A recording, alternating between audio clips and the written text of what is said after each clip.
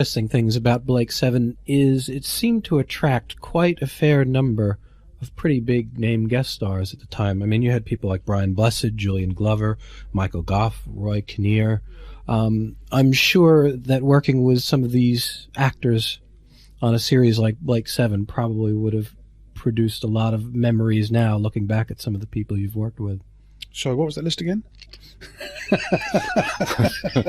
Guest stars. What do we remember about working with them? Not a lot. I remember dear Roy, who sadly now is dead, was great fun. I enjoyed very much working with him.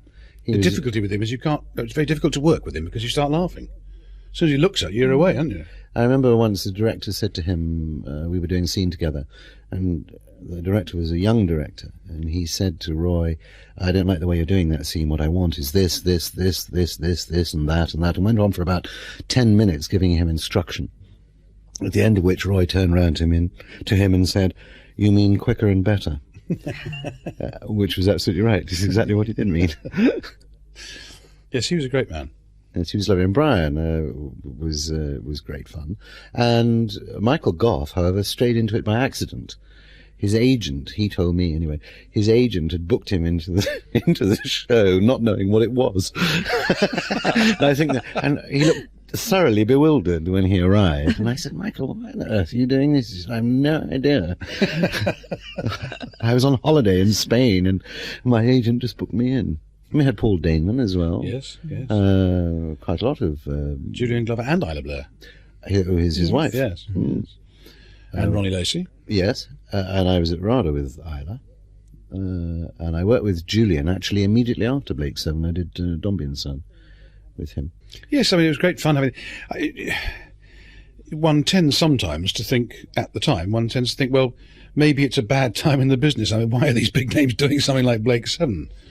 Maybe it was a bad time in the business. Well, I think they did it for fun. I remember my wife was working with Robert Stevens, now Sir Robert Stevens, and I met him and had a chat with him, and he said, I would love to do an episode of Blake 7 as the baddie or something. And I mentioned this to the producer, and he didn't believe me. I said, just been speaking to Robert Stevens, he'd like to do an episode, and he said, oh, come on. Oh, no. And they never followed it up, which was a pity, because I think he would have done it and enjoyed it. And I remember Peter Davidson wanted to do an episode. Oh, yes, but then that's the BBC, isn't it? I always wanted, when we were doing it, it was Tom Baker doing Doctor Who. And I kept on saying to the producers of both programmes, and Tom wanted to do it as well, I said, why don't you just have one single shot in either episode, about which Doctor Who or Blake 7, of, for instance, me walking down a corridor, Tom Baker coming the other way, saying, morning, Doctor, morning, Rog, and that's it. I mean, just carry on as normal. But no, that would be a sense of humour. BBC couldn't do that. No, but Peter wanted to be in it before he was ever Doctor Who. Oh, really? Simply because he loved science fiction and he thought it would be fun to be in. And they didn't want him for some reason or other, and then he ended up playing Doctor Who. Yeah, well, probably, yes. Was it difficult? Sometimes you might get an actor, you had been on Blake 7 for a while, you understood the setup, the believability. I wouldn't say that. Well, you knew the setup of the show, but sometimes an actor coming in might not get the concept of Blake 7. I mean, did that ever happen where somebody couldn't really get into the swing of what you were trying to do? I don't think so. No, mostly actors are pretty good. They adapt fairly quickly. I think some people were quite surprised by the schedule we worked under, which was very tight and very hard. But apart from that, no, I don't think there's any problem anywhere there. No, they usually enjoyed themselves. Why don't we talk a little bit about some of the directors that you'd worked with? We've been hearing little snippets of Veer Lorimer stories as we've been going along here, and I don't think there's anybody that worked on Blake 7 that doesn't have a fair share of Veer Lorimer stories in the back of their mind. One or two of the others too. I mean, I remember the classic Ready When You Are, Mr. DeMille, which was actually David Maloney, who went on to become the producer. In fact, I think he was the producer, was directing one of them down in the New Forest. And we had what they call high explosives being used on this occasion, for which we had to get police permission, all sorts of things. And Dave was supposed to be filming it. They blew the thing, and I think he just got the puffball at the top. He missed half of it. Ready When You Are, Mr. DeMille, it's gone.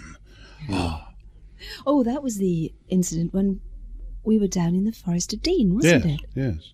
Was it the New Forest? No, the Forest of Dean. Going down in the mines. And it was Peter P. who had set that whole thing up. Yep. And at that time, because I've got very sensitive ears and I have real problems when I have to stand by at a scene where there's going to be an explosion of any sort or gunfire because of the noise itself, Peter had invented just for me a scale of what he called a scale of bangs. So there was Big Bang. Well, it started off with bang, then it went to big bang, then it went to very big bang, and so it went through. And this one, the one at the Forest of Dean, he just passed me a little piece of paper that said, get on the coach and go back to London for this one. And it really was the biggest explosion I think we've Actually, the ever worst was done. gangbang. Yes. Yes. No. Yes, the directors were quite fun, actually, weren't they? Sometimes things happen by accident, with the director. I remember there was one who was quite new, and this was in the Forest of Dean. I can't remember his name. I must be getting old. Anyway, He speaks very highly of you. Yes, thank you. But he said, look, I've got a problem here. He said, I've got these two guards, and the way I'm doing this shot, I'm doing a tracking shot or whatever, he said, they've got their backs to you as you arrive. So he said, you'll have to call out to make them turn round so that you can shoot them. So I said, well, I don't think you'd do that. I'll just shoot them. So he said, you'd shoot them in the back? And I said, yeah. So he said, oh, all right then. And that's how Avon, if you like, became a back shooter because of the camera angle at the time. It was necessary to do it, so we did it. A lot of things happen by accident, yes. Yes, oh, indeed, yes. I mean, well, you were talking earlier about, how you controlled your character or otherwise. You would suddenly pick up something like that and you think, oh, actually, you probably would shoot somebody in the back, so you'd do it. And I remember another incident, which was Victor Zratelis again, and he said to me, right, now the bad guy is holding Glynis Barber in front of him so you wouldn't shoot. And I said, yes, I would. And he said, you'd shoot through her? And I said, yes. Okay, he said, okay, we'll do it a different way. So we had to do it a different way. And that's how, in a sense, you did develop character, because you would suddenly think, yes, I would do that. So, by God, that was interesting, wasn't it? Yes, sorry. Absolute silence descended over that one. Yes. Pause for applause. Like before, haven't you? Yes. But I think this is something that we've all talked about a few times before. Back in the quote-unquote old days, in the first series of Blake 7, you were basically working with the same 3 or 4 directors, but working from 1 to 2 to 3 and back to 1 again, literally in the span of a couple of days. So you would be working with, say, 3 different directors with 3 completely different styles, but literally within the space of maybe 24 or 48 hours. Was it easy to just sort of readjust your style to the way that a particular director works? Well, there's an instance where I think, in fact, the director had to adapt to our style, because we didn't actually have time to change anything. Not in terms of style. They were very good, actually, weren't they? Yes. They would adapt very much to us. I mean, obviously, a director has his own shooting style, and that was fine. That wouldn't make any difference to us, particularly. I mean, the way he shoots it won't necessarily affect our character. So that was no problem. No, all the directors were actually very good, weren't they? I mean, good Excellent. fun, and, Excellent. And they were working under tremendous pressure, too. Because, of course, I mean, if they're doing 1 and 4, in between when 2 and 3 are happening, of course, they're editing, they're pre-prepping the next one, they're, doing the whole lot. So everybody was working under tremendous pressure. I mean, I've said this before, but it's true. We did 13 episodes with 15 overruns, which is some form of record. And as I said earlier, we go into the studio and the studio boys say, oh, Blake 7, record, rehearse. Yeah. So, I mean, it was ridiculous pressure. People say, oh, you're doing Blake 7. You're still standing then. And it became a bit of a joke, didn't it, actually, really? It was quite hard. The first series, particularly. But it was fun. Actually, I have a feeling that because of the pressure, because of the fun that we had to alleviate the pressure, created, if you like, some of the appeal of the programme. Because it did have a camaraderie about it that was absolutely necessary, because otherwise it would have all fallen apart. It would be disaster. Disaster. Who was the biggest straight man in the cast, the one that you would really go out to try to corpse in a take to really try to break up? I'm not saying a word. We never did anything like that. We wouldn't do things We were professionals, total professionals. We never did anything like that. Gareth Thomas. But it's very difficult to corpse. I mean, the problem is on so many occasions I would do something and the rest of them would laugh, but I wasn't laughing. esteemed special effects man again. He said, right, when you go towards this corridor, Gareth, there's going to be an explosion. Walk past the camera, and he said, and I'll explode it all when you're just a couple of feet past it. Don't worry, nothing. Well, I just said, I'm not too happy about this, walking straight towards an explosion. And I looked around to see if Paul was going to back me up. He was actually behind a flat laughing, I think. Anyway, so I did it, and of course the man explodes the darn thing, buckles the set, 500 pounds of the damage. I'm covered in dust and muck from head to foot, and they're wetting themselves. Yes, I remember that bit. That was terribly funny. Yeah. But no, yes, we did have some laughs. But again, actually, the laughs were nearly always during rehearsals because, joking aside, being professionals, we didn't have time to muck up shots. But sometimes some of the sets were a bit wonky. Oh, yes. And they would fall over. Yes. And there was one, I was supposed to be a computer expert, and I remember in a very early episode that Josette Simon did, we were running along a corridor, and I just forgot my lines. And Josette, being young and eager, tried to help me out. And I was going, this is a, and she said, it's a computer, isn't it, Avon? And of course, I did exactly what you did. I fell about, and so I had to reshoot it. I seem to remember a few occasions, though, when props just happened to fall apart. Well, yes, but or sometimes they were very badly helped. made. They did make an aluminium-lined gun for me because I kept breaking them, and somebody pinched it. So we never used it. Well, I used it once, I think. Things used to disappear. Do you remember the last episode? We couldn't find it. We had to share bracelets. Yes, and poor old bracelets, Jan, yes. who played Callie, hadn't got a gun belt, so they gave her David Jackson's, which went about 3 times round her. Yes.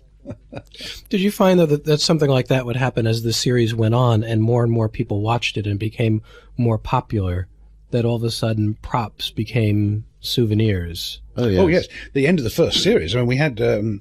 one of the things in the second episode, was this great tray with 48 of these teleport bracelet things, which was like sort of beam me up, Scotty, but it was teleport now.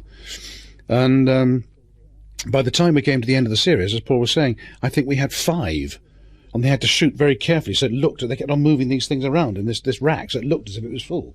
Oh, things disappeared like mad. But then having said that, they always do at the BBC. Nothing to do with Blake 7. I was doing a thing called Fathers and Families once. Supposed to be playing a writer. And I'm sitting down the electric typewriter, whatever, find coffee break, 10 minutes later come back, the typewriter's gone. You know, it was extraordinary. The famous story is breaking for lunch, coming back in a period set, coming back and finding everything's in exactly the same place except the carpet, which has been rolled up and taken out. In 10 minutes? In 10 minutes. I mean, it's extraordinary. How did the two of you find yourself affected by the idea of, I don't want to use the word fame, but I think you'll probably know what I'm trying to say. As Blake 7 became more popular, you would start to be, say, recognized on the streets, approached in restaurants while you're perhaps having dinner. Was that end of the business a bit difficult to sort of deal with at first, the idea that Blake 7 was becoming a cult series and therefore developing this sort of cult of popularity behind it? Well, as far as I was concerned, I was all right. I got out after 2 and went up to the Royal Shakespeare Company. So, I mean, that didn't affect me. I didn't mind. People, generally speaking, are very polite. You do get the occasional pushy one. If you're having dinner, you don't particularly want people leaning over your table and thrusting napkins in your face and say, napkin in your put your soup moniker on that. And so on. But it didn't happen that often. No, and when it does, I remember an old actor telling me, always be polite. He said, whatever you feel like. He said, for the very simple reason, my dear boys, they're paying your wages. Right, and also it takes a certain amount of courage for a child, for example, to come up and ask you for your autograph. So, yes, one must be polite, and occasionally, if you're in a hurry, it can be awkward. When you've toured as well, I know, and when you're touring on a Saturday night and you're in some godforsaken place and all you want to do is get home, and there are 100 people outside the stage door who want your autograph, they're going to delay you, and that can be irritating, but then you wouldn't be in the play anyway if they weren't there, so that's what you have to remember. But conversely, there are also good aspects of that fame that come with it as well, that if you were doing a play, that people will come to see you. Oh, sure. Oh, yes. I mean, and there are wonderful people who, I mean, we've been to the United States and in Britain, of course, but I think there is not a major city within the United States where I don't know somebody who is a Blake 7 enthusiast, who would help me out and say, oh, no, don't go to that hotel, don't go to that restaurant. So it was wonderful. What you do get now, after 17 years or whatever it is the classic situation of a little child aged 7 or 8 coming up and saying, excuse me, mister, you're in Blake 7 when you can have your autograph. And you say, yes, of course. You weren't born when that was shown. And you look up and look around and say, is that your father standing over there? Fine, yes, right. That's what tends to happen now. You also get some wonderful lines, like somebody will stop you in the street and say, hey, you know who you used to be, don't you?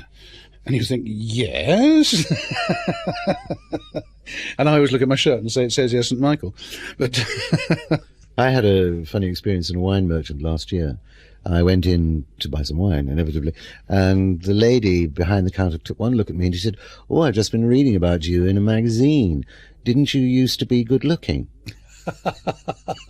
And I said, do you want to sell me some wine or don't you? And she said, of course you haven't changed a bit. But I think she was a bit slow on her cue there. Well, I had one in Peterborough when I was doing London's Burning. And the tapes, the videos had just come out. And I had a day off and I was wandering around. I was in Smith's, upstairs in the video and cassette department. I was looking for a cassette of something. And the little girl behind the counter there was chatting away to this girl who just bought half a dozen Blake 7 tapes, videos. And she was saying, what are they like? And the girl behind the counter, oh, they're wonderful. I watched every single one. They're absolutely fantastic. So I didn't see the original programme. I got all the videos. You must get the rest. And this girl said, well, I'll watch these and I'll get the rest if I like. Oh, they're wonderful, she said. And I went up and I said, could I have this? Yes, sir, yes, fine. There you go. Then that's £4.99. Hadn't got a clue who I was.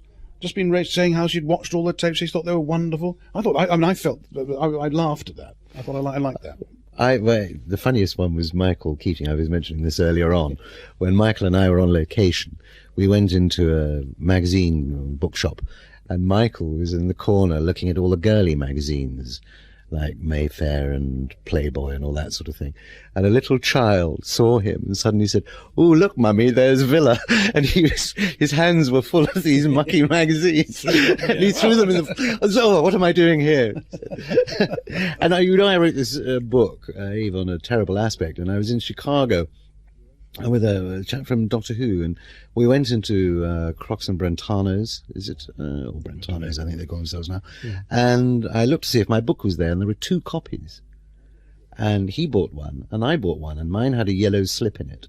So I said to the lady at the counter, what does this yellow slip mean? She said, oh, well, sir, that means that that's the last copy, and that we'll be ordering some more.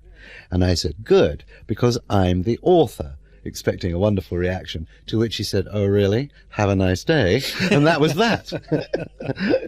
Fleeting fame. Yes. Oh, yes. Fickle finger of fate. Now, Gareth, you were talking before about having gotten out and gone into the RSC for a while.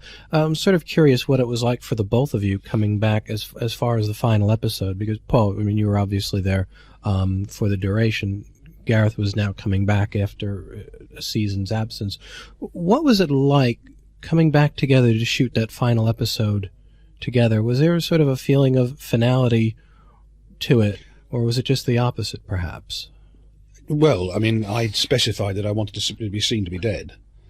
No, I think I probably enjoyed that episode more than any other. I mean, it was good fun. It was a good episode. It was dramatic. No, I thoroughly enjoyed that one. And it was great to be back, actually, I must admit. I don't think I would have wanted to go right through, because I left for a variety of reasons. I mean, one, I wanted to go on and do something else, and Stratford came up, so that was great. And also King Rat in pantomime came up, which was quite amusing. But the coming back again was super. I mean, I thoroughly enjoyed it. I know he did, because he got to kill me. That grin was not acting. I felt, actually, and with hindsight, I don't know whether you'd agree with me here, perhaps you wouldn't, but I felt that as the series went on, Gareth, perhaps, with hindsight, might have been wiser to stay with it. And I think we were talking, weren't we, Joe, a few weeks ago, when he came back at the end of the 4th series with the funny eye and all that sort of thing, there was a very interesting character development. And I think that had they decided, A, not to kill him at that point, and then go for another series with you in that vein, I would be meaning to ask you, would you have done it? Yes, I probably would have done it. Yes, I think perhaps that would have been quite exciting. Yes. Because here you had a very different Blake. And it would have been and a very different relationship with Blake and Avon, actually. Absolutely, quite different. Yeah. So that would have made an exciting new series, I think. Yes, it would have been fun to go on from the series, actually, and make a movie of it as the final thing. But the BBC always said they can never afford the money to do that. But did it feel like the end of an era doing that final episode, that, you know, this was it, the thing that we had worked on for the last 4 years? Well, they always say this is it, and you never know. So, Well, he's still alive. Yes, it wasn't the end of an era as such. It was the end of that particular group of programs, and there is always a possibility that you're going to do another one. You never know. Look at Bill Shatner. I mean, after 20 years, suddenly they turn around and say, let's make a movie. So you just don't know. You mean you're still hoping? Well, you wouldn't say no, would you? No, not to a movie. No. Good Lord, no. So, I mean, it could happen. And anyway, it's part of one's life, and one's associated with it, just as whether one likes it or not. Sean Connery was the original James Bond, and he was wonderful in the role, and that's good, and he's gone on to other things now, but you do remember him as that. One of the things, though, that I find quite interesting about Blake 7, I mean, some people have complained about the sort of quote-unquote abrupt ending, and yet others would maintain that it is that abrupt ending that has given the show the notoriety that it's had for a decade and a half. I don't think whether it was abrupt or not is necessarily material. What I do think has given it its cult status is the fact that it was finite. It did actually stop. Whether it was abrupt or not is immaterial, but it did actually stop. And therefore it has become a cult thing because that was it. You'll never have another one. Whereas Doctor Who and things dragging on and on, changing the characters. Even Star Trek, to a certain extent, is sort of running out a bit now, isn't it? I have to get hit for that, won't I? But anyway. But I think that... I've never seen it. Star Trek? The new one. With Pat? No, I've never seen it. Because I've often said this, people never seem to be interested, actually, which surprises me. Because a lot of the Star Trek fans are Blake 7 fans and vice versa. And when I was at Stratford the first time, long before I did Blake 7, in 1969, I actually understudied Pat Stewart. And I always think it's a fascinating angle. Blake actually understudied Star Trek. What's his name? Yes. Picard? No, not Picard. What's Picard? Picard. Blake actually understudied Picard. That's his name, huh? Well, let's put it this way, he got the money. Certainly did. No, I've never seen that one. I used to like the old ones because they made me laugh. Bill Shatner. That's why I've never seen Blake 7. I'm sure it'd make me laugh. Well, can we bring people up to date a little bit with what's been going on lately? Because, ironically, the two of you have both recently been playing villains. Do you want to talk about the projects that you've both just been working on over the last couple of months? Well, I was asked to play this villain, and I thought the only villain I played is King Rat, and I modelled that on Paul. So I thought, well, I can't actually do it again, can I? And I thought, well, if I take King Rat as a starting point and take it 4 steps further, and then I thought, now, how would Paul play this? I failed, but I enjoyed myself. I've seen the little clip of it, and I think you're startlingly average. It's very good. Very good. I look forward to seeing the whole series, he said, lying in his teeth. Well, the little clip I've seen of Paul's new series, I do notice that some of the hand gestures I seem to recognise from years ago that I was always accused of doing. That's right. Pinched. They said, we'd like you to go over the top on this. I thought of you immediately. Well, of course, of course. No, it's actually, it's unusual. I'm so sorry, Sheila, I just kicked her.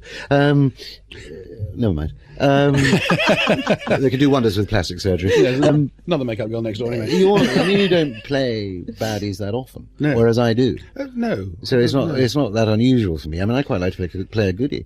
I guess I don't know why you don't. I mean, I've never ever got the girl. In anything I've ever done, I never get the girl. No, you got the Lorimer though, didn't you? The Lorimer is about all I got, yes. Actually, that's not true. You kissed Dana and you kissed... Yeah, well, they all died. Oh. Well, that puts a new meaning on the word kiss of death, doesn't it? Yes. So, I never got anybody. Even in Dombey and Son with Sharon Morn, as she now calls herself, she was supposed to be in love with me and ran off with me, but I never got her in the end. Isn't that strange? I didn't know that. I did By the Sword Divided, in which Sharon Warren was supposed to fall in love with me, and we didn't actually run off. I got killed, but there you go. There you go. Well, they're the same thing. Same thing all the time.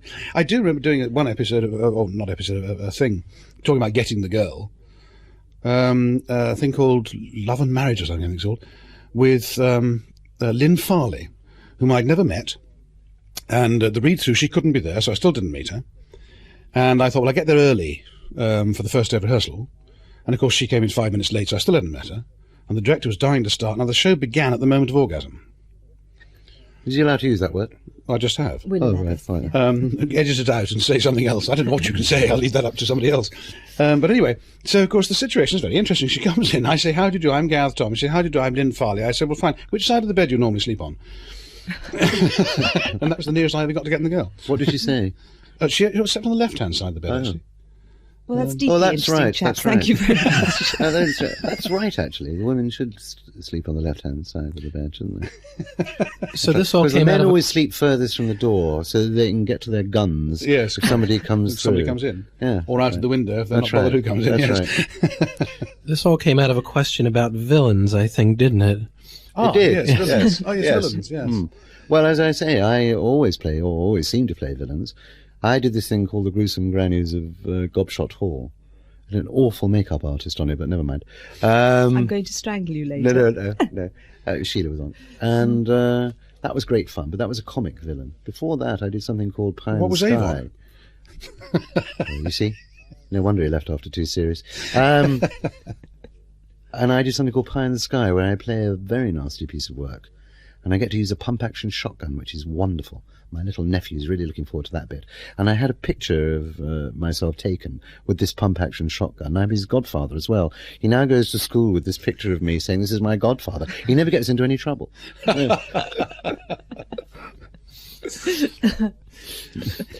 Well, Gareth, this is your chance to plug your first foray into villainhood, or your second if you want to count King Rat. Do you want to talk a little bit about the character you're playing in The Mentors? Oh, well, it's extremely difficult to explain because the whole thing is mental. I mean, I don't mean mental in the sense of mad. I mean, it's all mental communication and whatever. But I'm the baddie who has been around for donkey's years and whatever and hundreds of years. The Mentors are Atlanteans and have powers, and basically it's the conflict of the two powers. Very simply, good and evil. And I'm evil, and having a wonderful time. I have to say this because I was there and you had such a good time I being had a as bad as you ball. could. Being as good as I hope I could, being bad. Quite. And hopefully it may go into a series. If it does, it'll be great.